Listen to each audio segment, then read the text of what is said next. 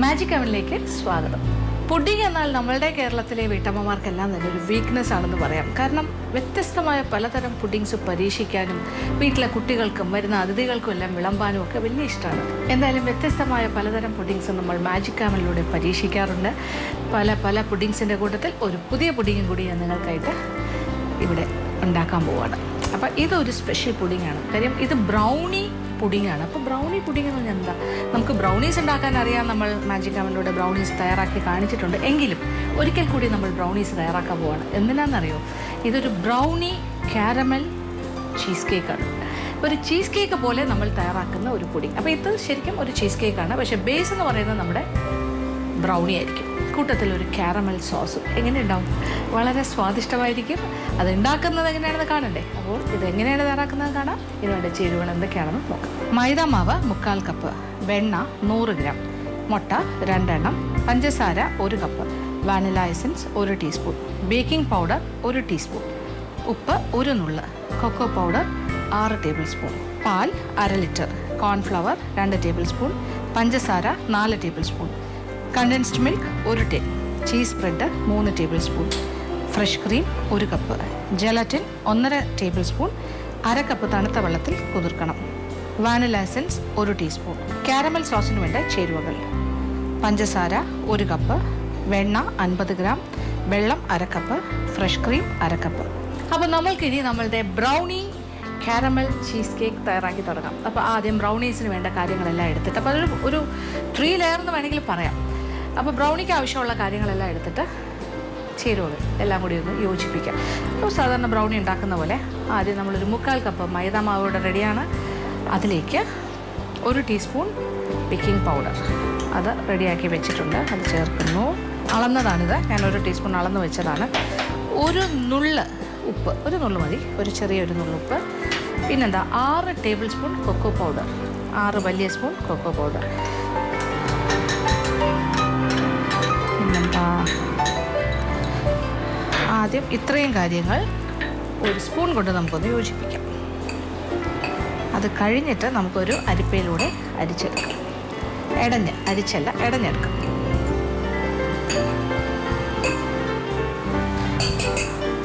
ഇനി നമ്മളിത് ഒരു അരിപ്പയിലേക്ക് മാറ്റാൻ പോവുകയാണ്. അപ്പോൾ ഒരുപോലെ ഈവനായിട്ടെല്ലാം ഡിസ്ട്രിബ്യൂട്ടഡ് ആവും. അതായത് ബേക്കിംഗ് പൗഡറും ഉപ്പുമെല്ലാം എല്ലാ ഭാഗത്തേക്കും ഒരുപോലെ യോജിക്കണം. മാത്രമല്ല കൊക്കോ പൗഡറും മൈദാമാവും ഒരുപോലെ യോജിച്ച് കിട്ടണം. ഇത്രയും കാര്യങ്ങളാണ് നമ്മൾ ഉദ്ദേശിക്കുന്നത്. അപ്പോൾ 1 or 2 പ്രാവശ്യം ഇടഞ്ഞാലും തെറ്റില്ല.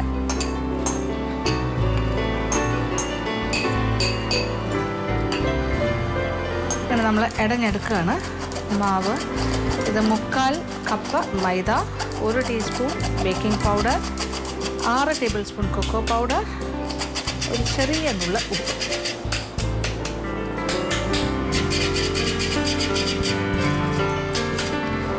അങ്ങനെ ഇടഞ്ഞെടുത്ത് കഴിഞ്ഞു. ഇനി നമുക്ക് വെണ്ണ ഉരുക്കാം. ഒരു പാത്രത്തിലേക്ക് 100 ഗ്രാം വെണ്ണ.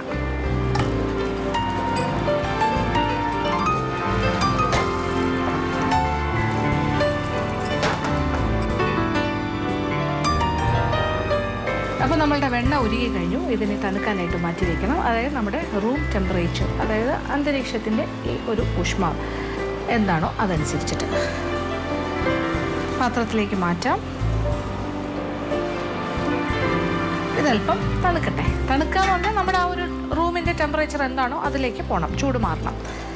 ഒരു സൈഡിലിരിക്കട്ടെ. ഇനി നമ്മൾ അടുത്ത് ചെയ്യേണ്ടത് പൊടിച്ച പഞ്ചസാര 1 കപ്പ് റെഡിയാക്കി വെച്ചിട്ടുണ്ട്. അതും 2 മുട്ടയും കൂടി നന്നായിട്ട് ബീറ്റ് ചെയ്യണം. ആദ്യം മുട്ട ഒന്ന് ബീറ്റ് ചെയ്യാം, നന്നായിട്ട് പതപ്പിക്കാം. അപ്പോൾ ഇനി ഒരു ബൗളിലേക്ക് നമ്മൾ 2 മുട്ട,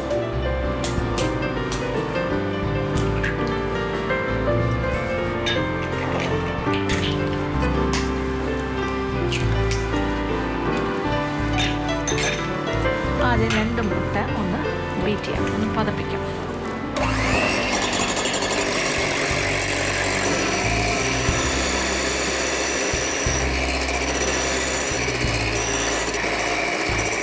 മുട്ട ഇങ്ങനെ നല്ലതായിട്ട് പതഞ്ഞ് തുടങ്ങുമ്പോൾ ഇതിലേക്ക് നന്നായിട്ട് പതഞ്ഞ് വരുന്ന മുട്ടയിലേക്ക് പൊടിച്ച പഞ്ചസാര നമ്മൾ 1 കപ്പ് അളന്ന് വെച്ചിട്ടുണ്ട്.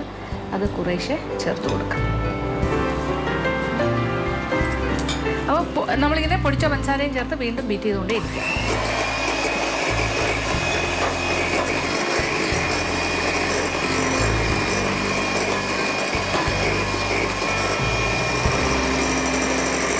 അപ്പോൾ ഞാനിങ്ങനെ ഒരു സൈഡിൽ കൂടി ഇങ്ങനെ പഞ്ചസാര പൊടിച്ചത് ഇട്ട് കൊടുക്കുന്നുണ്ട്.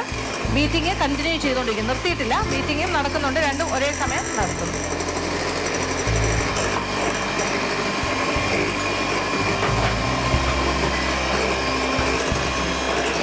അങ്ങനെ മുഴുവൻ പഞ്ചസാരയും ചേർത്ത് കഴിയും. ഇതിലേക്ക് നമ്മൾ വാനില എസൻസ് 1 ടീസ്പൂൺ അതും കൂടി ചേർക്കും. 1 ടീസ്പൂൺ വാനില എസൻസ്.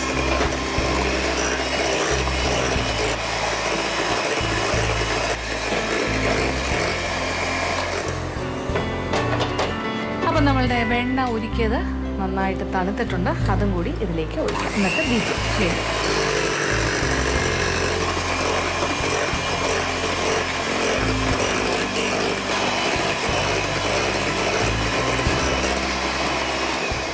അപ്പോൾ വെണ്ണ നന്നായിട്ട് ഉരുക്കിയ വെണ്ണ നന്നായിട്ട് ഇതിൻ്റെ കൂടെ യോജിച്ച് കഴിയും.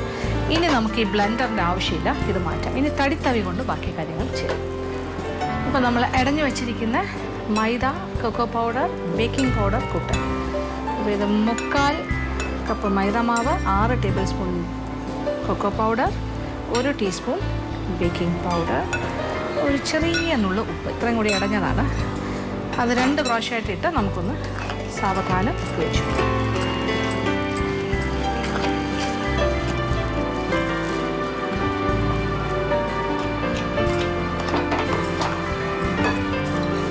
ബാക്കിയിരിക്കുന്ന മാവ് അതുപോലെ തന്നെ ചേർക്കും.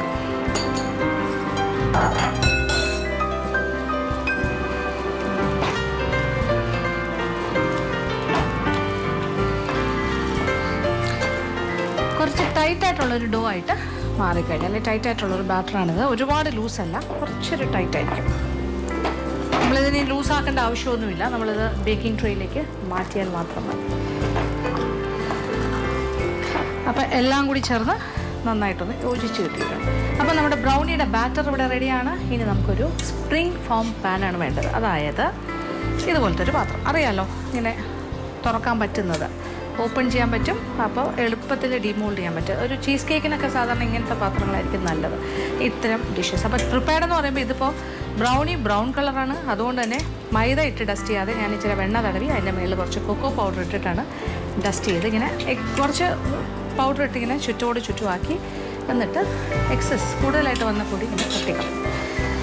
അപ്പോൾ ഇതിൻ്റെ ഉള്ളിലേക്ക് നമ്മളുടെ ബ്രൗണി ബാറ്റർ ഇടാൻ പോവാണ്.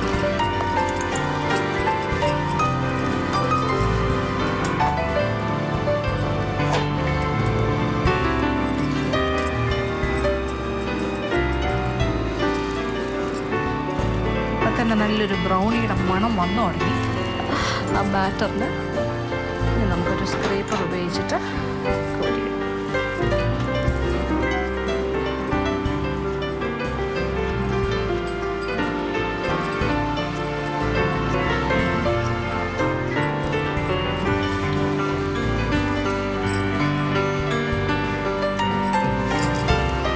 ഇത് ഇച്ചിരി ടൈറ്റായിട്ടുള്ള ഒരു ബാറ്റർ ആയതുകൊണ്ട് ഈ രീതിയിൽ നമ്മൾ ഒരു സ്ക്രേപ്പറോ നല്ല സ്പൂണോ ഒക്കെ വെച്ചിട്ട് ഇങ്ങനെ ഇതിൽ നിന്ന് എടുക്കാം.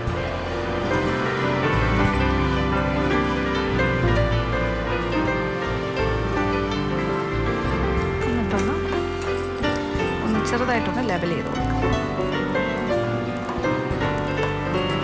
ഇതൊന്ന് ചൂടായി കഴിയുമ്പോൾ തന്നെ ബാറ്റർ ലൂസാകും. ഓവനിലേക്ക് വെച്ച് കഴിയുമ്പോൾ, ഇലക്ട്രിക് ഓവനിലേക്ക് വെച്ചൊരു 5 മിനിറ്റിനുള്ളിൽ ഇത് ലൂസായി എല്ലാ ഭാഗത്തേക്കും ഒരുപോലെ സ്പ്രെഡ് ആയിക്കോളും. ഇനി നമ്മൾ ചൂടായി കിടക്കുന്ന ഒരു ഇലക്ട്രിക് അവനിലേക്ക് 180 ഡിഗ്രി ചൂട്, 170, 180 ആ ഒരു ചൂടിൽ ഏതാണ്ട് ഒരു 30 മിനിറ്റ് സമയം ബേക്ക് ചെയ്യണം. അപ്പോൾ നമ്മളുടെ ബ്രൗണി റെഡിയാണ്. അപ്പോൾ നമുക്ക് എന്തായാലും ഇലക്ട്രിക് അവനിലേക്ക് മാറ്റാം.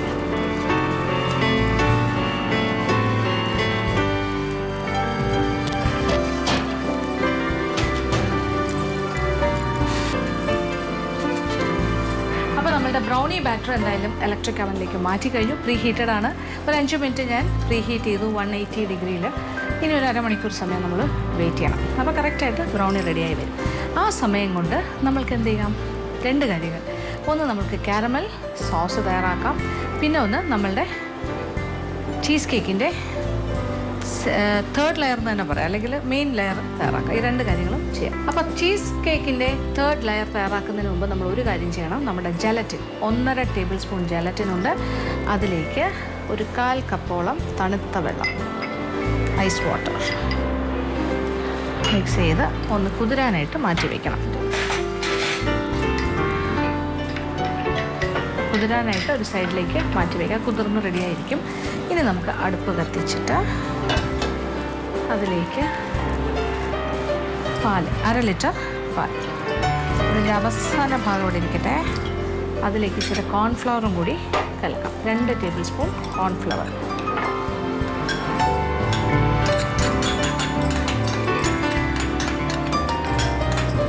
ഇത് ഞാൻ അളന്ന് വെച്ചതാണ്, 2 ടേബിൾ സ്പൂൺ കോൺഫ്ലവർ. അതും കൂടി നന്നായിട്ട്, ഈ പാല് ഞാൻ 1/2 ലിറ്റർ ഇതിനകത്ത് വെച്ചിരുന്നു. ഇതിൻ്റെ ഏകദേശം 1/4 ഭാഗം പാത്രത്തിലേക്ക് ഒഴിച്ചു കഴിഞ്ഞു. കോൺഫ്ലവർ നമ്മൾ അവസാനം കുറച്ച് പാല് വെച്ചിട്ട് അതിനകത്തേക്ക് യോജിപ്പിക്കാൻ വേണ്ടി മാത്രം അതും കൂടി ചേർക്കാം, പാലിലേക്ക് ചേർക്കാം.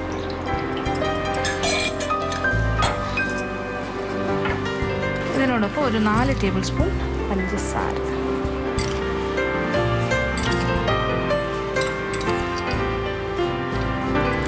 4 ടേബിൾ സ്പൂൺ പഞ്ചസാരയും ചേർത്തു. ഇനി നന്നായിട്ടൊന്ന് ഇളക്കി ഒരു കസ്റ്റേർഡ് തയ്യാറാക്കാം.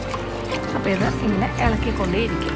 അപ്പോൾ ആദ്യത്തെ സ്റ്റേജിൽ വലുതായിട്ട് ഇളക്കണം എന്നില്ല, പക്ഷേ പാലിങ്ങനെ തിളയ്ക്കാറായി കഴിയുമ്പോൾ നന്നായിട്ട് ഇളക്കണം. കാര്യം കോൺഫ്ലവർ ഉള്ളതുകൊണ്ട് അതിങ്ങനെ കുറുകി തുടങ്ങും. അപ്പോൾ അടിക്ക് പിടിക്കാതെ നല്ല രീതിയിൽ കിട്ടണം.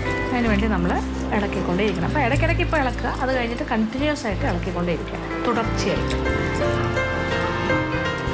ഇപ്പോൾ നമ്മളുടെ വാനില കസ്റ്റേർഡിൻ്റെ കസ്റ്റേർഡ് ഏതാണ്ട് റെഡിയായി, നല്ല കുറുകിയ രീതിയിൽ ആയിക്കഴിഞ്ഞു. കണ്ടല്ലോ, ഇങ്ങനെ കുറുകി നമ്മുടെ തവിയുടെ ബാക്കിൽ ഇങ്ങനെ പറ്റിപ്പിടിക്കുന്ന രീതി. ഇതാണ് അതിൻ്റെ ഒരു കൺസിസ്റ്റൻസി. ഈ രീതിയിൽ ഒരു നല്ല കുറുകി വരും, ആ രീതിയിൽ. അപ്പോൾ നമ്മളുടെ കസ്റ്റേർഡ് ഇവിടെ റെഡി ആയി കഴിഞ്ഞാൽ തീ ഓഫ് ചെയ്യാം. എന്നിട്ട് ഇതിലേക്ക് കുതിർത്ത് വെച്ചിരിക്കുന്ന ജലറ്റിൻ, നന്നായിട്ട് കുതിർന്നിരിക്കുന്ന കണ്ടല്ലോ, ഇത് 1.5 ടേബിൾ സ്പൂൺ ജലറ്റിൻ, ഏതാണ്ടൊരു 1/4 കപ്പും കുറച്ചുകൂടി തണുത്ത വെള്ളം, ഐസ് വാട്ടറിൽ കുതിർത്തതാണ്. അത് ഈ ചൂട് കസ്റ്റേർഡിലേക്ക് മാറ്റുകയാണ്. അപ്പോൾ ഇനി പ്രത്യേകിച്ചൊരു ഡബിൾ ബോയിലിങ്ങിൻ്റെ ആവശ്യമില്ല, അല്ലാണ്ട് തന്നെ അലിഞ്ഞു കിട്ടും, നന്നായിട്ട് അലിഞ്ഞു കിട്ടും. അതിനോടൊപ്പം നമ്മൾ വാനില എസൻസ് ഏതാണ്ട് 1 ടീസ്പൂണോളം ചേർക്കാം. 1/2 മുതൽ 1 ടീസ്പൂൺ വരെ ആകാം. അതിലൊരു വാനില ഫ്ലേവർ. അപ്പോൾ ജലറ്റിൻ നന്നായിട്ട് അലിഞ്ഞതിൻ്റെ കൂടെ യോജിച്ച് കഴിഞ്ഞു. ഇനി എന്താ വേണ്ട? അപ്പോൾ അടുപ്പ് ഓഫ് ചെയ്തിട്ടാണ് നമ്മളിതൊക്കെ ചെയ്തിരിക്കുന്നത്. അത് പ്രത്യേകം ശ്രദ്ധിക്കുക, തീയില്ല, ഈ ചൂട് മാത്രമേ ഉള്ളൂ. ഇനി ഇതിലേക്ക് നമ്മൾ 1 ടിൻ കണ്ടൻസ്ഡ് മിൽക്ക്, അല്ലെങ്കിൽ മിൽക്ക് മെയ്ഡ് എന്ന് പറയാം, 1 ടിൻ അതും കൂടി ചേർക്കും.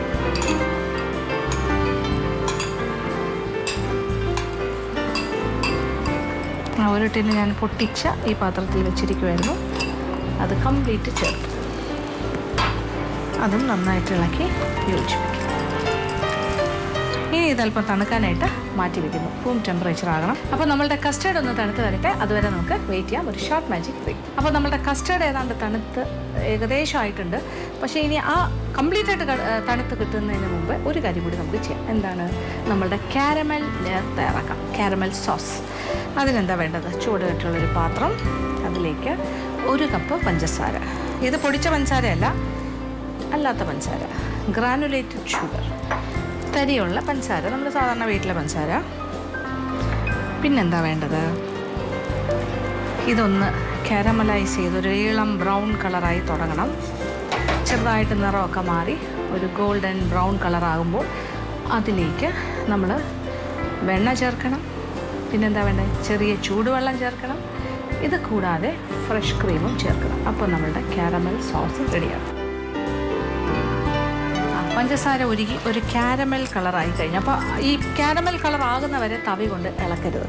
അതിങ്ങനെ ചെറുതായിട്ട് ഇങ്ങനെ അനക്കി കൊടുത്താൽ മാത്രം മതി, അല്ലെങ്കിൽ കട്ട പിടിക്കും. അപ്പോൾ ഇനി തീ അല്പം കുറയ്ക്കാം. നമുക്ക് എത്രത്തോളം കാരമലൈസ് ചെയ്ത് കിട്ടണം അത്രത്തോളം നോക്കുക. ഇപ്പോൾ ആവശ്യത്തിനായി നമുക്ക് ഈ ഒരു കളർ പോരെ, ധാരാളം മതി. തീ ഓഫ് ചെയ്തു. ഇനി വളരെ ഇമ്പോർട്ടൻറ്റ് കാര്യമാണ്, കുറച്ച് മാറി നിന്നൊക്കെ ചെയ്യുക. ഒരു 50 ഗ്രാം വെണ്ണ ചേർക്കും. ഇനി ഇതിലേക്ക് അപ്പോൾ നമ്മളൊരു കാരമൽ സോസാണ് തയ്യാറാക്കിക്കൊണ്ടിരിക്കുന്നത്. അപ്പോൾ വെണ്ണ ഇതിൻ്റെ കൂടെ യോജിച്ചു. ഇനി ഇതിലേക്ക് പതഞ്ഞിങ്ങനെ വരും ചൂടുവെള്ളം, നല്ല ചൂടുവെള്ളം കുറച്ച് ഒഴിക്കും. അപ്പോൾ കുറച്ച് പുകയെല്ലാം ഉണ്ടാകും, പേടിക്കണ്ട. അപ്പോൾ 1/2 കപ്പ് ചൂടുവെള്ളം. അപ്പോൾ ചൂടുവെള്ളം തന്നെ ഒഴിക്കുന്നതാണ് ഏറ്റവും നല്ലത്, നല്ല ബോയിലിംഗ് വാട്ടർ. ഇപ്പം നല്ല പതഞ്ഞിങ്ങനെ ഒരു ടൈറ്റായിക്കൊണ്ടിരിക്കുവാണ്. ഇനി ഇതിലേക്ക് നമ്മൾ 1/2 കപ്പ് ഫ്രഷ് ക്രീം ചേർക്കും.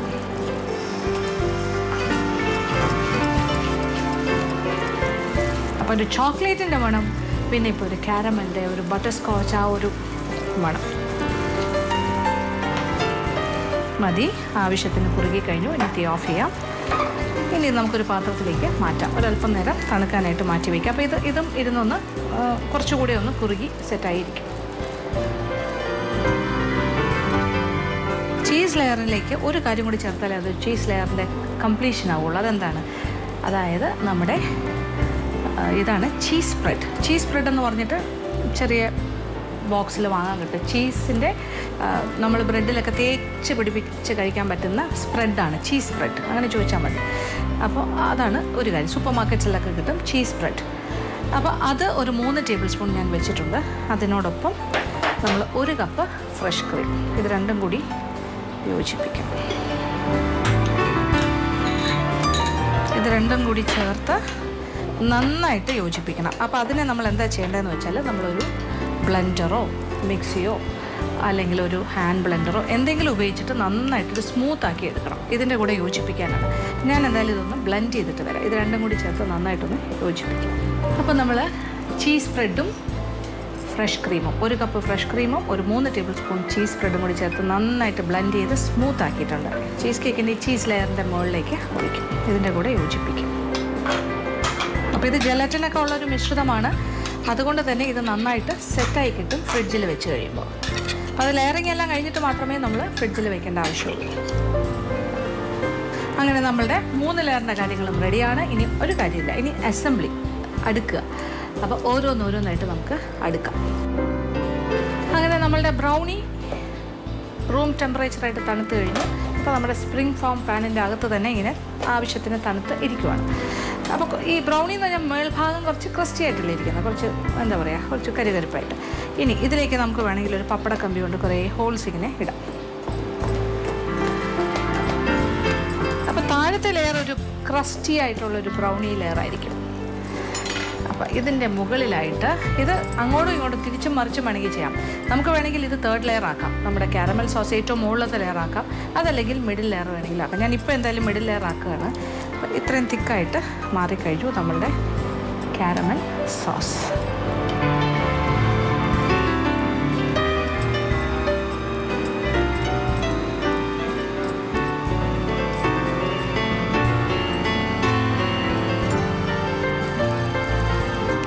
അങ്ങനെ കാരമൽ സോസിൻ്റെ ഒരു തിക്ക് ലെയർ ഒഴിച്ച് കഴിഞ്ഞു. ഇനി ഇതിൻ്റെ മുകളിലായിട്ട് നമ്മളുടെ ചീസ് ലെയർ.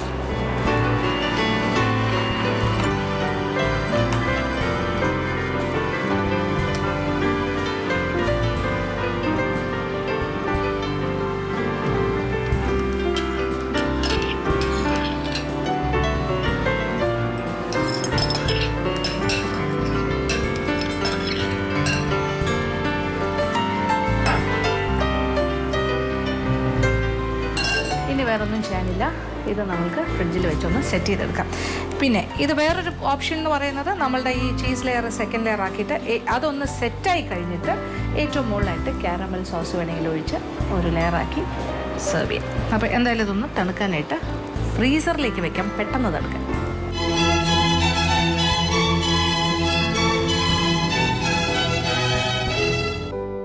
ഇപ്പം നമ്മളുടെ ചീസ് കേക്ക് ഏതാണ്ട് സെറ്റായി കാണും. കുറച്ച് സമയക്കുറവുണ്ട് എനിക്ക്, അതുകൊണ്ട് ഒരുപാട് നേരം ഒന്നും സെറ്റാക്കാനുള്ള സമയം ഉണ്ടായിരുന്നില്ല. എന്തായാലും ഫ്രീസറിലാണ് വെച്ചിരിക്കുന്നത്, പെട്ടെന്നാകാനായിട്ട്. നമുക്കൊന്ന് നോക്കാം.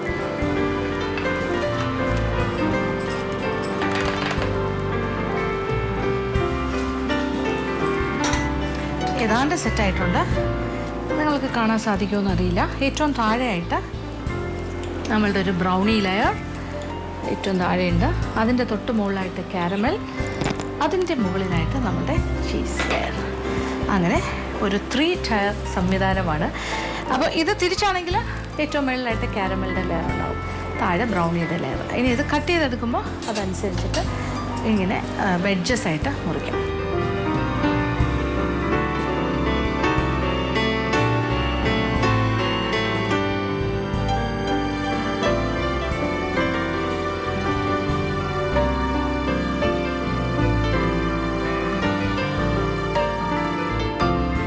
അപ്പോൾ ഈ ക്രോസ് സെക്ഷൻ എന്താണെന്ന് മനസ്സിലായല്ലോ. ഈ രീതിയിലാണ് നമ്മുടെ 3 ടയർ സംവിധാനം എന്ന് ഞാൻ പറഞ്ഞു. ഇതാണ് മനോഹരമായ സ്വാദിഷ്ടമായ നമ്മളുടെ ബ്രൗണി കാരമൽ ചീസ് കേക്ക്. അപ്പോൾ ഇതിൻ്റെ ഈ ക്രോസ് സെക്ഷൻ്റെ ഇങ്ങനെ മുറിച്ച് മാറ്റിയ ഭാഗം നോക്കുമ്പോൾ അറിയാമല്ലോ, ഇതിൻ്റെ സൈഡ്സ് എല്ലാം 3 ലെയർ നല്ല വിസിബിളാണ്, നന്നായിട്ട് കാണാൻ സാധിക്കും. അപ്പോൾ ഇത് തിരിച്ചാണെങ്കിൽ ഈ കാരമൽ മുകളിൽ വരും, താഴെ ബ്രൗണി വരും, നടുക്ക് ആ വൈറ്റ് ക്രീമി ലെയർ വരും, ആ ഒരു കളറിലെ. അപ്പോൾ എങ്ങനെയുണ്ട്, ഇഷ്ടമായോ? അപ്പോൾ ഇത് തീർച്ചയായിട്ടും പരീക്ഷിക്കുക, എല്ലാവർക്കും ഇഷ്ടമാവും.